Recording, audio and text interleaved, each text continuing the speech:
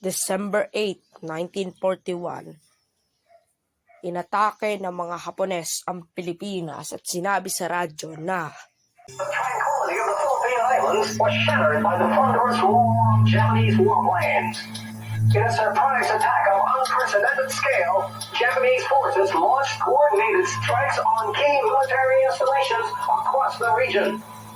At precisely 6:20 earlier this morning of December 8, 1941, the serene skies over Davao were shattered as Japanese aircraft descended upon the city with precision and overwhelming force.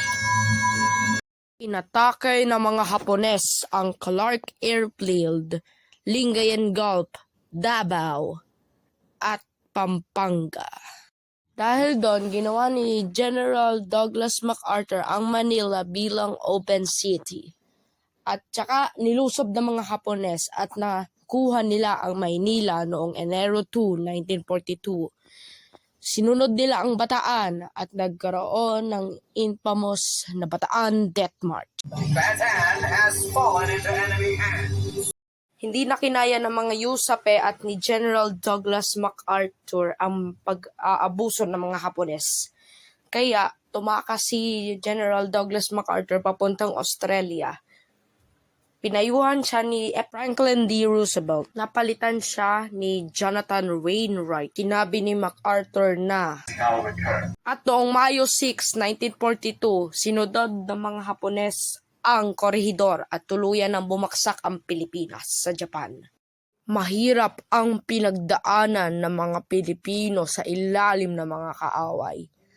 Yung mga gerilya o mga hukbalahap na tinatag ni Luis Taruk.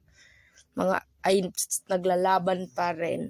Yung mga USAPE ay sumuko na. Pero yung iba namundok at taging gerilya. Mahirap na talaga ang buhay noong 1943. Andyan ang mga Kempeitai o ang pulisyang militar sa Pilipinas sa panahon ng mga Hapones. Mini-maintain ang disiplina at napakahigpit nila.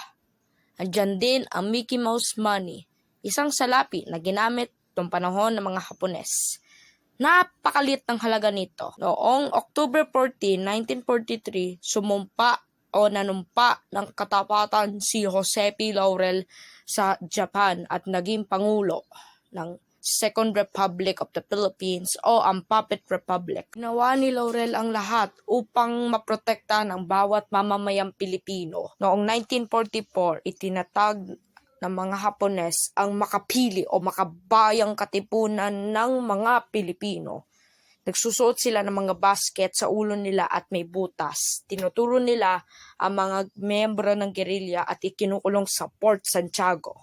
Napakaraming namatay dahil sa mga makapili. Noong Oktubre 20, 1944, sa radyo naririnig ang mga salita ni MacArthur na People of the Philippines, I have returned. By the grace of Almighty God, our forces stand again on Philippine soil. Soil consecrated in the blood of our two people. kasama ni MacArthur si Sergio Osmeña at sinimulan na ni MacArthur ang pagmuling pagbawi ng kalayaan ng Pilipinas. Muli ito nagtagumpay noong pagkatapos nilang sakupin ang Leyte, sinunod nilang Maynila. Napakadugo dito. Kaya pagkatapos ng giyera, pinasabog ng Amerikano ang dalawang syudad ng Japan na ang Hiroshima at Nagasaki. Tuluyan nang nasira ang digmaan. Tinanggap na ni General Douglas MacArthur ang pag-surrender ng Japan noong September 2, 1945, isang araw at 6 na taon pagkatapos ni Hitler sakupin ang Poland.